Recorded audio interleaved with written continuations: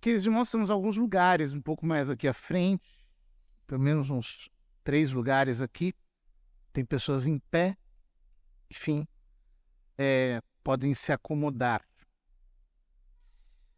O evangelho de hoje encerra o capítulo 5 de São Mateus, primeiro capítulo do Sermão da Montanha. Depois de ter comentado os demais mandamentos, Jesus fala sobre a caridade,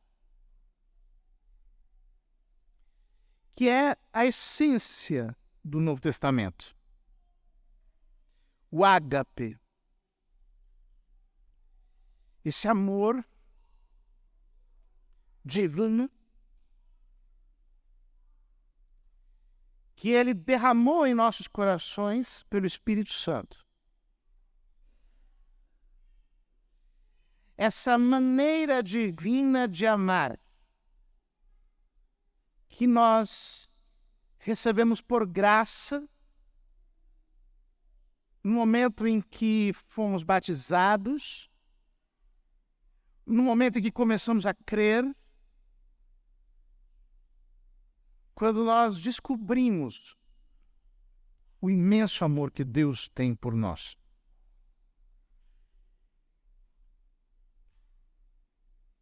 Porém, existem obstáculos para a caridade. Obstáculos humanos.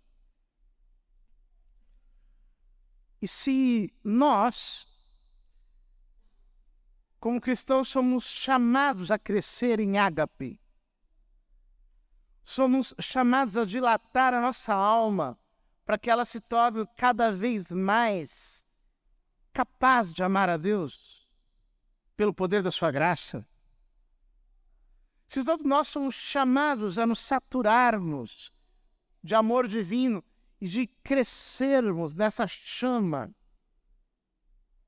ardente da caridade, existem obstáculos humanos para que isso aconteça. Jesus diz: vós ouvistes o que foi dito, olho por olho, dente por dente. A lei do talião. A lei da justiça. É uma lei que foi criada justamente para moderar a retaliação, para que ela não fosse excessiva, para que ela fosse justa. Posta nesses termos, a lei do talião é realmente justa. Olho por olho, dente por dente, mão por mão, casa por casa, dano por dano, para restabelecer a equidade, a justiça. Eu, porém, vos digo, não enfrenteis quem é malvado. Pelo contrário, se alguém te dá um tapa na face direita, dá-lhe também a esquerda. Se alguém quiser abrir um processo para tomar a tua túnica, a tua roupa de baixo, dê-lhe também um manto. Se te forçar a andar com ele 1 quilômetro, caminha 2. Dá a quem te pede, não vires as costas a quem te pede emprestado. Isso tudo parece atropelar o nosso senso de justiça. Porque se alguém me machucou, como é que eu vou anistiá-lo? Inclusive, dizer, olha, se for por isso, machuca mais. Se alguém me causou dano, como eu vou permitir que aquele dano seja ainda maior? De tal modo que ele leve isso de mim.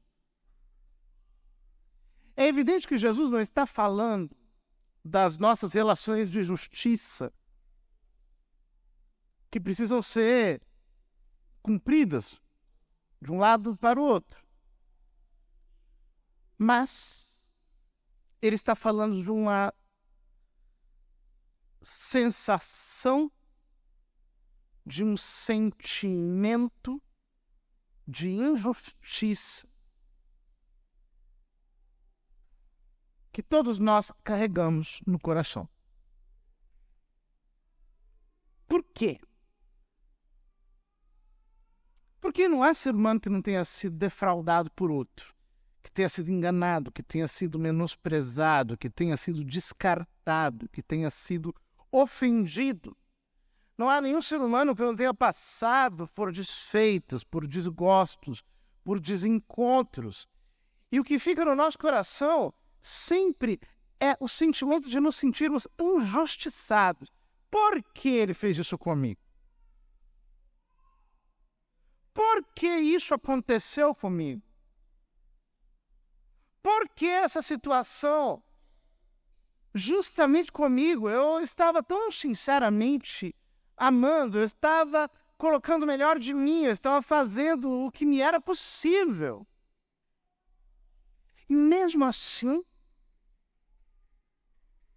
eu fui enganado, eu fui deixado para trás. E tenho dentro de mim um sentimento de déficit. Eu fui injustiçado. Esse sentimento tem que sair do nosso coração. Porque senão nós não vamos conseguir viver a generosidade da caridade.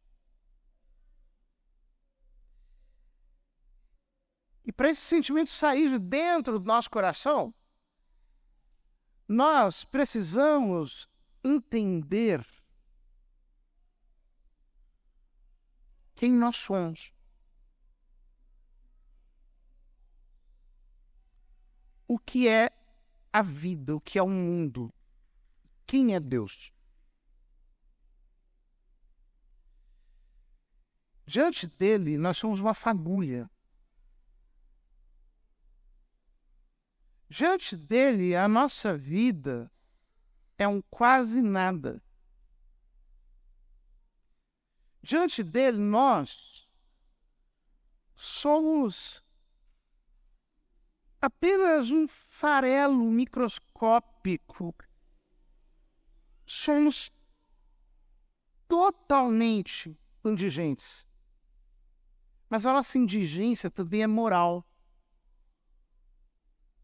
Porque se nós somos um quase nada, se nós somos um farelinho microscópico, nós o somos sendo, ao mesmo tempo, muito maus, muito irritantes, muito pecadores, muito abjetos, muito desprezíveis. Nós temos sentimentos de orgulho, de importância. Nós olhamos para nós mesmos como se nós fôssemos algo. Nós esperamos das pessoas uma homenagem desde a real condição do nosso nada. Como é que um farelinho microscópico pode se sentir injustiçado?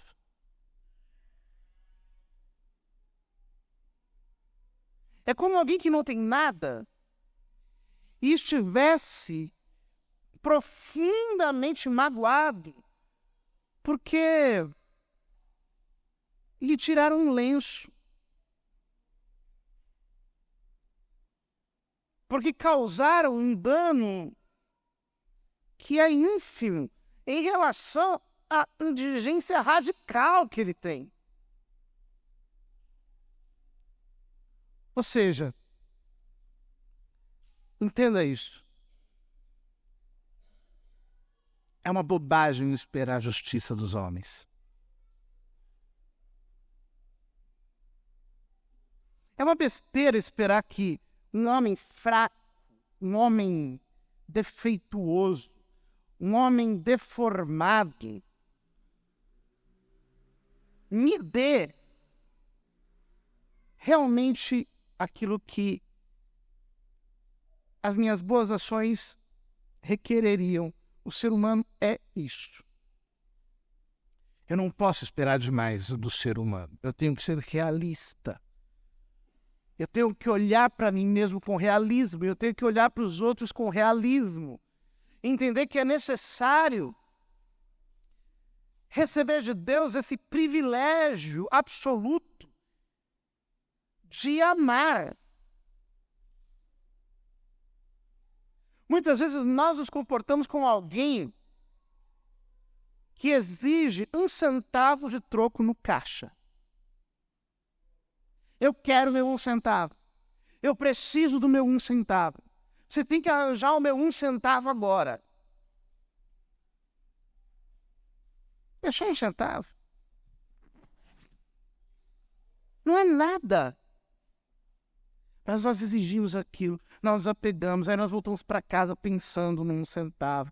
E nós ficamos remoendo aquele 1 centavo no nosso coração. E nós dizemos, não, você me deve 1 centavo. Nunca mais vou olhar na tua cara. Acabou. Porque você me deve 1 centavo, você não entra mais na minha casa.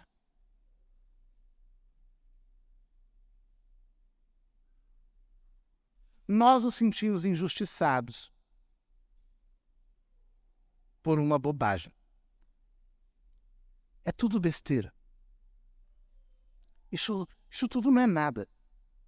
Isso tudo é fugaz, evanescente. O que tem valor é o que é eterno. É o que é divino. O que tem valor é Deus. É Ele.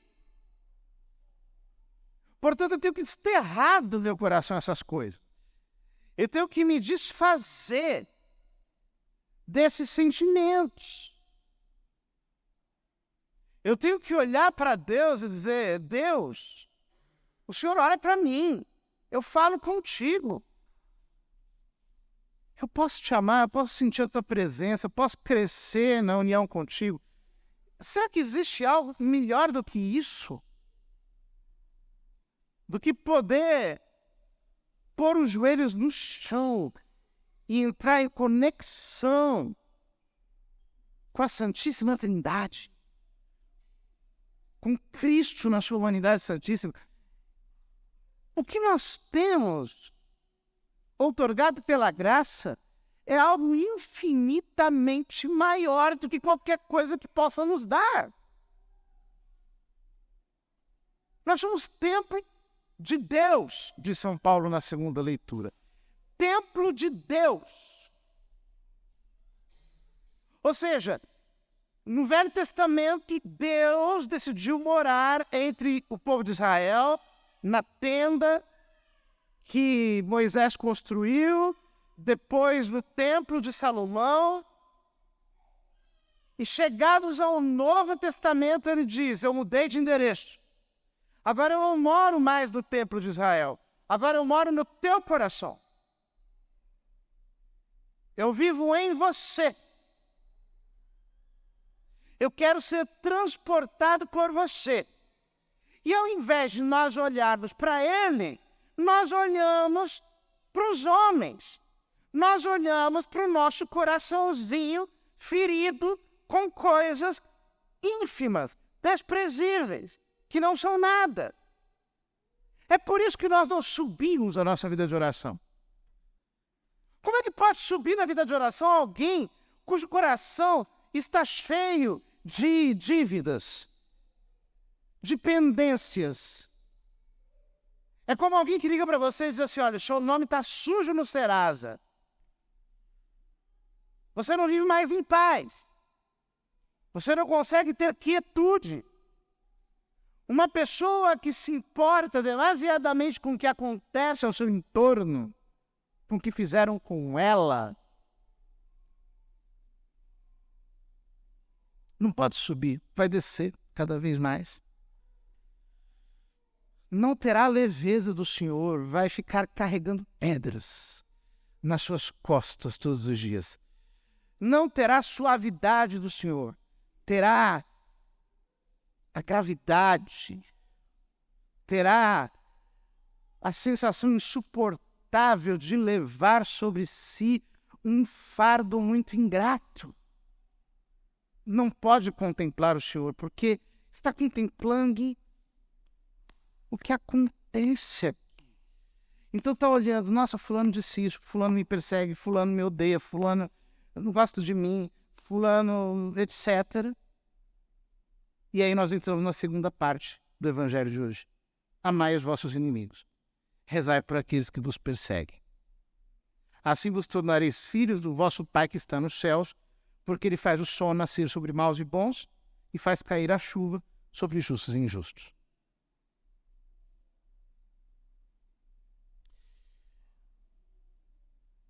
As pessoas às vezes falam assim: estão falando mal de mim. Aí eu pergunto: quem é que está falando mal de você? É fulaninho das couves, cicraninho da mandioca, beltraninho do pedregulho. Que importância tem isso? Eu tenho inimigos. Pelo amor de Deus, gente.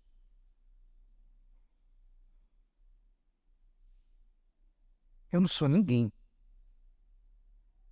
Como é que eu vou ter inimigos? Nossa, eu sou o próprio Vladimir Putin. Eu sou Napoleão. Quem que eu sou?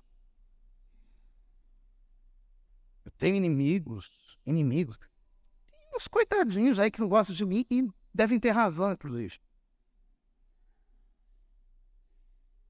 Se brincar, eu acho que eu estou até concordando com eles.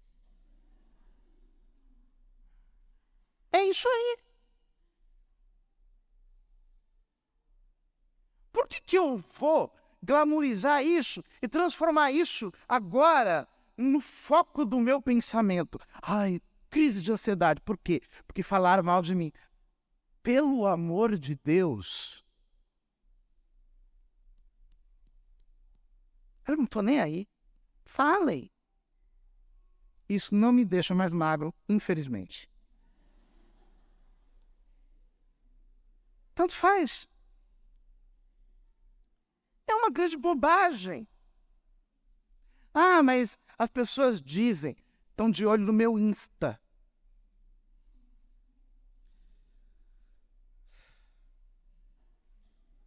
Sabe que você não cansa?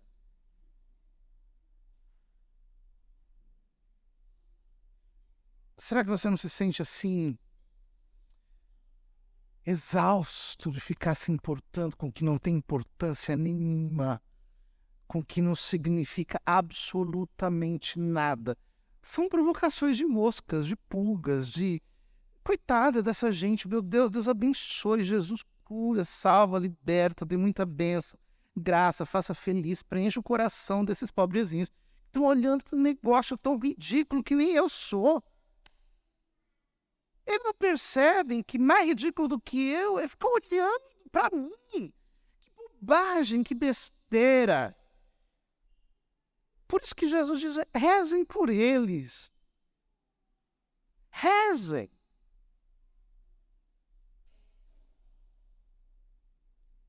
A verdade é que quando nós estamos assim cheios de Deus, a gente não perde tempo com nada disso. Nada. Com os ataques, com as críticas. A gente considera isso, porque isso é importante para que nós nos entendamos melhor, para que nós compreendamos quem nós somos. Porque às vezes as críticas são verdadeiras. Elas correspondem aos defeitos que nós temos. Então nós vamos lá, anotamos, analisamos, nos examinamos, confessamos, tentamos melhorar, etc, etc. Mas para por aí. Justamente porque quem sou eu para ter inimigo? Crê em Deus Pai. Não. É só coisas da vida, quer dizer. Tem gente que não gosta de mim. E daí? Faz parte. Esse é o mundo, essa é a realidade. Esse sentimento que a gente tem de rejeição, de esperar das pessoas, um olhar de reconhecimento, um olhar de gratidão, um olhar de sorriso, né? As pessoas se magoam tanto. Você passou por mim e não me olhou, você passou por mim e não me viu. por que aconteceu isso, etc. Nesses dias uma pessoa me falava, fulaninha, uma velhinha, me encontrou no calçadão de Osasco, fui cumprimentá-la e ela virou a cara para mim. Eu falei, minha filha é velha, ela nem te viu. Chega uma idade na vida que, assim, nem com óculos a gente enxerga direito. E ainda mais numa cidade que nem a nossa, que você pode ser roubado a qualquer instante. A pessoa não olha para ninguém. Ela só sai andando para frente porque é tudo perigoso. Mas nós estamos a vida inteira lutando com essas bobagens. Vamos esquecer isso, vamos focar em Deus. Deus é grande, o resto não é nada. Deus é imenso, Deus é eterno, Deus é santo. Eu tenho que olhar para Ele. Eu tenho que me derramar nele. Eu preciso fazer com que a minha vida deságue inteiramente nele. E o resto é bobagem. São insignificâncias com as quais nós não podemos perder o nosso tempo. Por quê? Eu tenho que crescer no ágape, nesse amor que é divino. Eu tenho que amar mais Deus, Ele mora em mim. Eu tenho que dar atenção para Ele, eu tenho que carregá-lo. Eu tenho que levar comigo o peso da sua glória. O brilho da sua santidade tem que estar sobre mim. A nuvem da sua presença tem que me envolver. O fulgor da sua Shekinah tem que estar sobre a minha cabeça. E, portanto, o que está do lado de fora não é nada. E eu preciso deixar para trás.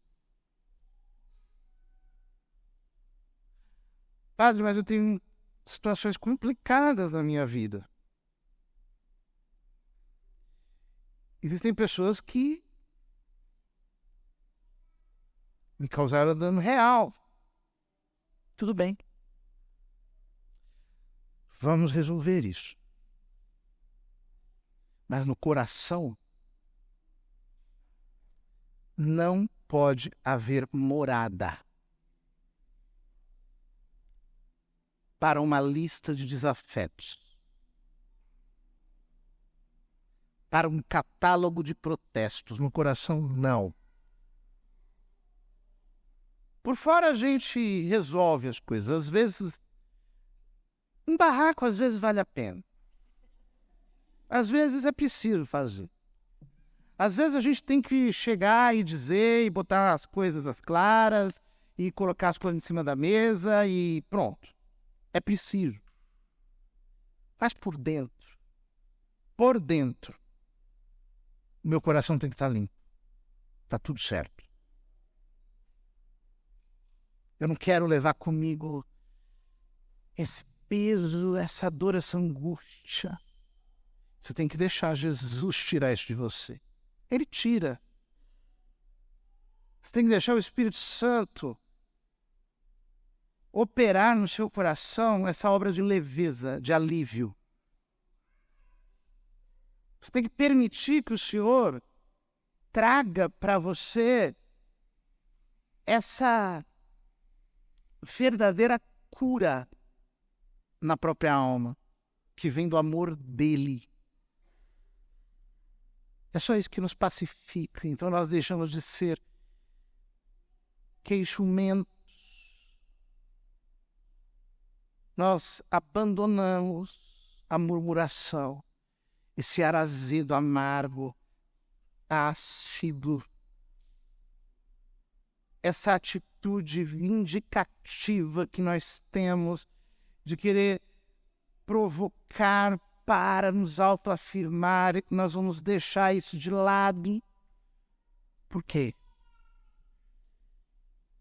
Nós descobrimos o único necessário. Todo o resto é relativo. Que o Senhor nos leve por esses caminhos da leveza do amor. Então, Ele mesmo será o nosso consolo.